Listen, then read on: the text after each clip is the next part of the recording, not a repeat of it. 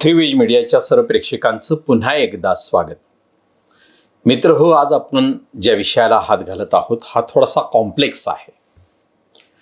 नुकतंच मराठा आरक्षणाच्या संदर्भात उपोषणाला बसलेले जरांगे पाटील यांचं उपोषण मागे झालं. ते उपोषण चालू असताना तिकडे सगळी काही चर्चा सुरू असताना त्या उपोषणाची सांगता होण्याबरोबरच एक दुसरं सरकारने केलेलं कृत्य कार्य पुढे आलं की 136 एकूण सरकारी प्रवर्गांपैकी जवळपास 85 प्रवर्ग म्हणजे 85 प्रकारच्या नोकऱ्यांचं भरती करण्याचं खाजगी कंत्राट कंपन्यांना देण्यात आलेलं आहे. मार्च 23 या संदर्भात शासनाने एक निर्णय घेतलेला होता आणि 9 अशा खाजगी कंपन्यांना सरकारी भरतीचं कंत्राटीकरण देण्यात आलं होतं. आणि आता मराठा समाजासाठी आरक्षण मागत असताना त्यावर राज्यभरात चर्चा सुरू असताना, नेत्यांच्या भेटीगाठी सुरू असताना, प्रसारमाध्यमांचंही सगळं लक्ष तिकडे असताना सरकारने थेट नोकर भरती खाजगी कंपन्यांकडून करण्याचा जो निर्णय घेतला, हा निर्णय सरकारने घेतला असला तरी तो संविधान संमत आहे का, हा आपल्यासमोर खरं तर महत्त्वाचा प्रश्न आहे. संविधानाच्या मार्गदर्शक तत्वांमध्ये म्हणजे जे 36 ते 51 आर्टिकल जे भाग 4 मध्ये आपण पाहतो, त्याच्यातले 38 ते 51 ही मार्गदर्शक तत्व जी आहेत ती शासन संस्थेच्या संदर्भामध्ये कुठली गोष्ट केली नाही म्हणून त्याविरोधात न्यायालयीन लढा देता येत नाही किंवा त्याविरोधात न्यायालयात दाद मागता येत नाही, हे एका बाजूला वास्तव असलं तरी दुसऱ्या बाजूला शासन संस्थेवर या मार्गदर्शक तत्वांची एक सक्ती आहे. ती सक्ती काय आहे की सर्वात महत्त्वाचं, राज्यव्यवस्था चालवत असताना त्यातील नागरिकांची संधीची समानता असेल, ती न्यायिक असावी आणि त्याचबरोबर त्यांच्या उत्पन्नातील जी विषमता आहे ती कमीत कमी काळामध्ये कशी कमीत कमी राहील याची काळजी शासन संस्थेने घेतली पाहिजे. आता हे संविधानाची मार्गदर्शक तत्व असली तरीही कायदा बनवताना संविधानाच्या या तत्वांना लक्षात घ्यावं लागतं. आणि मग आज असं काय होतं आहे की संविधानातील ही तत्व बारगडत असताना किंवा त्यांना बायपास करत असताना शासन संस्थाच थेट काम करत असते.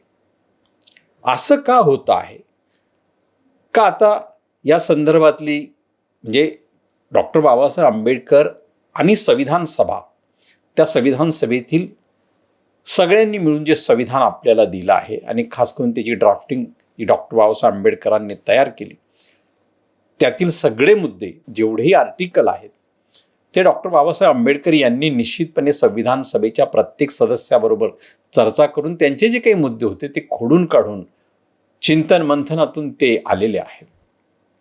आणि म्हणून ते बाध्य आहे. शासन संस्था काम करत असताना संविधान अजून लागू आहे, संविधानाची कोणतीही तरतूद अजून मोडकळीस गेलेली नाही, तरीही अशा प्रकारचे निर्णय का होतात? खरं तर या संदर्भामध्ये संविधानाचे रक्षक म्हणून ज्या चळवळी आहेत, खास करून ह्या फुले शाहू आंबेडकरी विचारांच्या नाहीत, त्यातही फुले आंबेडकरी विचारांच्या ज्या चळवळी आहेत, या मोठ्या प्रमाणात संविधानाच्या रक्षकाची भूमिका देशामध्ये पार पाडत असतात.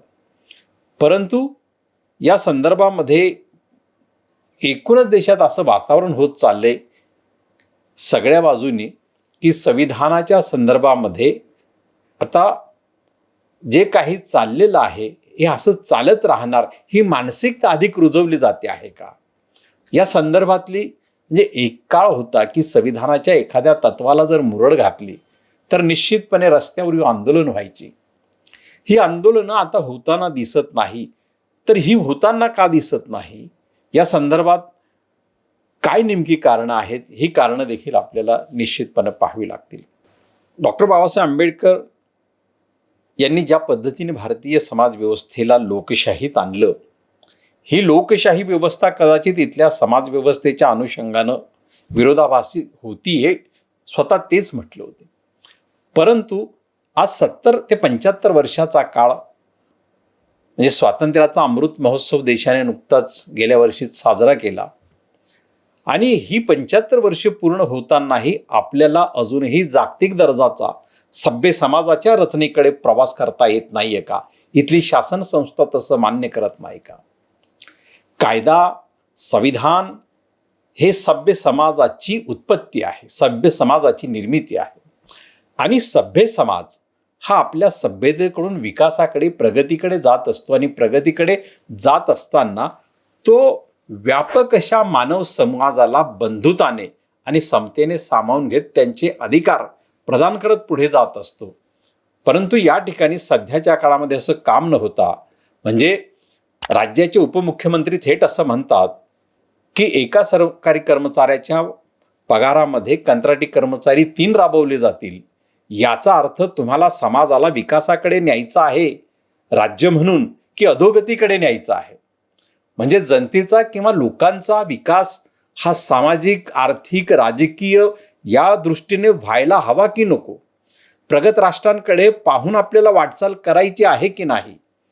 नेमकं काय साध्य करायचं आहे हे राज्यकर्त्यांनी एकदा स्पष्ट करावं आणि या संदर्भामध्ये काय भूमिका घ्यावी ही अजूनही आता फुले आंबेडकरी चळवळींनाही या संदर्भामध्ये नेमका संभ्रम आहे का? की यामधील काही चळवळी या नेमक्या उजव्या विचारांकडे वळल्यामुळे यामध्ये काही संभ्रम होतो आहे का? याही पद्धतीवर विचार करणं खूप गरजेचं आहे. कारण ज्या पद्धतीनं सरकारी नोकर भरतीचं कंत्राटीकरण हे खाजगी कंपन्यांना दिलं गेलं आहे, त्या अनुषंगानं आरक्षण हे जवळपास समाप्त करण्यात आलं आहे आणि ते अशा वेळी समाप्त केलेलं आहे की ज्यावेळी मराठा समाज हा आरक्षणाची मागणी करतो आहे आणि त्यांचं त्या संदर्भातलं उपोषण जे मागे घेण्यात आलं, आंदोलन जरी पुढे सुरू असले, 1 महिन्याची मुदत देण्यात आली. या सगळ्या कॉम्प्लेक्समध्ये नेमकं या देशातल्या किंवा राज्यातल्याही मागासवर्गीय समाजाला, बहुजन समाजाला, SC ST OBC समाजाला काय पूर्णपणे या विकासाच्या पातळीवरून मागे लोटायचं आहे का? त्यांना फक्त आरक्षणाच्या प्रश्नाभोवतीच गोंधळ घालायला लावायचा आहे काय? की एक सभ्य समाजाचे शासनकर्ते म्हणून पुढची काही जबाबदारी संस्थेची आहे की नाही हे एकदा स्पष्ट झालं पाहिजे. आणि या संदर्भात फुले आंबेडकरी चळवळींनीही आता खऱ्या अर्थानं आंदोलनाची गरज आहे की नाही आणि नुसतंच म्हणजे या संदर्भात जर केवळ निवडणुकीच्या माध्यमातून बदल होणार असेल तर त्या अनुषंगानं फुले आंबेडकरी चळवळी या सर्व मिळून काही मार्ग काढणार आहेत की नाही, आपला अजेंडा बनवणार आहेत की नाही, जनतेच्या किंवा या बहुजन समाजाच्या समोर हे प्रश्न प्रामुख्याने आता चर्चेला यायला हवेत. यामध्येच या सगळ्यांची सोडवणूक दडलेली आहे.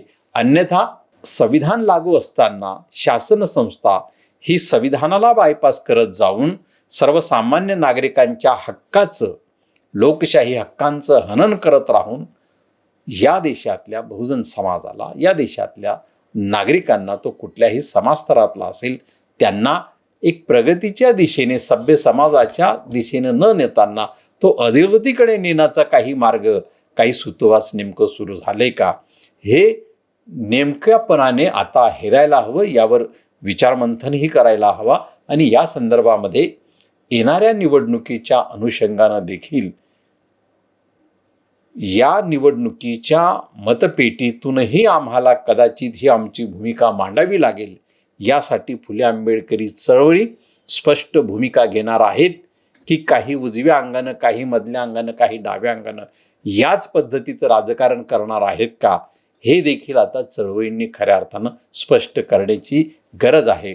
आणि म्हणून आजच्या या सरकारी कंत्राटीकरणाच्या शासन निर्णयाच्या अनुषंगानं संविधानाच्या मार्गदर्शक तत्वालाच हरताळ फासली जात नाही, तर एकंदरीत लोकशाही व्यवस्थेतल्या सभ्य समाजाचं आणि त्यांच्या विकासाचं अधोगतीकडे हे नेण्याचं पर्व सुरू होतंय की काय, असा प्रश्न आपल्यासमोर आवासून उभा आहे.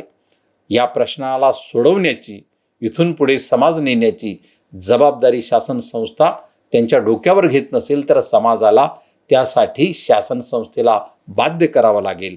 याच दृष्टिकोनातून हा आजचा व्हिडिओ आहे. आपल्याला आवडला तर निश्चितपणे शेअर करा आणि आमचं चॅनल सबस्क्राईब करा. धन्यवाद.